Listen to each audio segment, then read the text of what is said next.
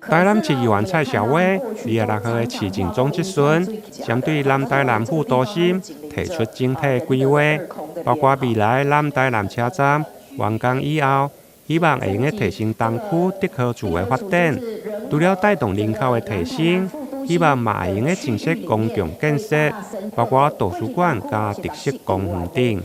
未来在东区，在地格处的地方，我们会看到它一定会有住商，会有更多的商业机能的一个进驻。那不管是在图书馆或是特色公园的建制，我也希望说可以未来来预想。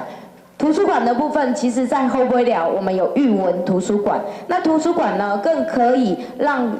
许多新住民进来了以后，他可以到图书馆去就读也好，还是在就近的这个学生可以在图书馆里面来使用哦，这都是吸引大家入住的一个特色。所以我也希望说，未来要争取所谓像育文图书馆。另外，特色公园的部分。未来如果我们有 BOT， 我们也可以借由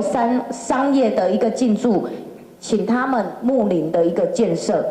另外，在南台南副都心车站专用区的部分，议员蔡小伟嘛真关心整个开发的基地。对此，地政局长陈淑美回应，因为该位置真有潜力，未来整个车站专区。将会甲重大建设做回来招商。我们这个车站专区，我们要一开始我们办的招商说明会啊，那我们是要单独的一个招商。那后来呢，因为在这个地方有很多的重大建设的研议一直都浮现出来。好，那所以府内也曾经讨论过，是不是有要跟台糖的土地或其他的土地一并来招商。那后来呢，在厘清之后，就是说，因为台糖土地它的处分方式跟我们不同，好，所以经过这个相关会议几次的厘清之后，我们就决定说分开来招商，所以我们在今年的这个年底的时候，我们大概就会启动公告的作业。议员表示，希望未来南台南车站伫个完工启用以后，一定会用结合德高厝的区域，和原有文化、